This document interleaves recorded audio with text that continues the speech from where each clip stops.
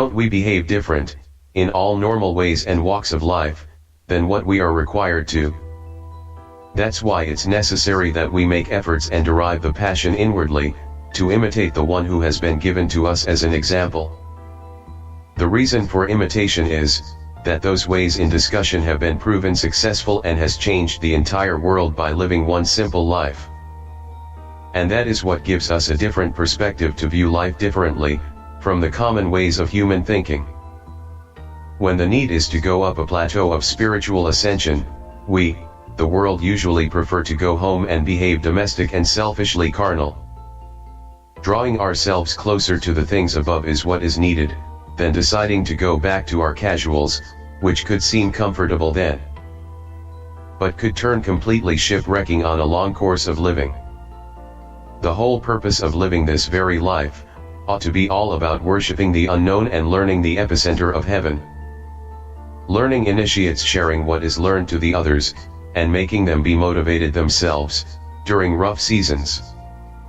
The self-proclaimed clean elite mob, brings in a fille de joie before the court, inculpating defiance of abstinence.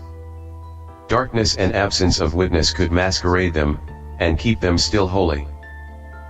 But there would come a time when they will realize, that the infection inside them is growing purulent inwardly and that the mercury of their mirror has started to fade.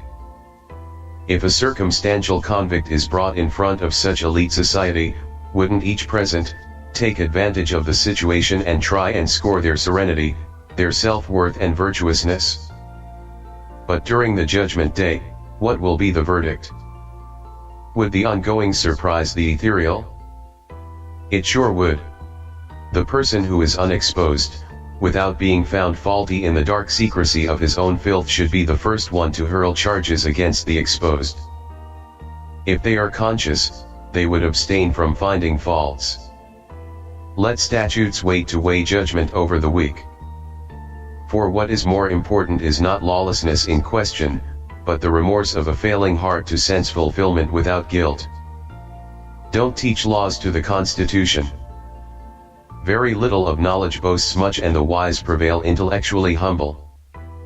Stones are not for the humble and sunburnt, but are for the cowards, who hide behind their own lawlessness shades in creepy and damp tunnels. Those elites deserve to be hunted down and stone the crap out of them. They have had too much of bragging and stupidity spilled all over. If left without being contained and suppressed, their emissions will stink, contaminate, and spread like viruses, infecting even the somber. I hate to comment on their vile queries. It makes me sick, obnoxious, and nauseated. I prefer not to say a word to you, brood of vipers. I will use my finger on the silicone cords to draw my opinion. I will write about your efforts of exhibiting yourselves clean, when in real, you ooze foul-smelling discharge, as a result of the decay inside you. I will write your fate of being hopeless, beyond hope for a cure. You stroll around sniffing the stink, when you haven't realized yet, that the stink emerges from within you.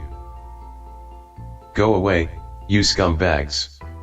Go dump yourself outside the wall of the civilized.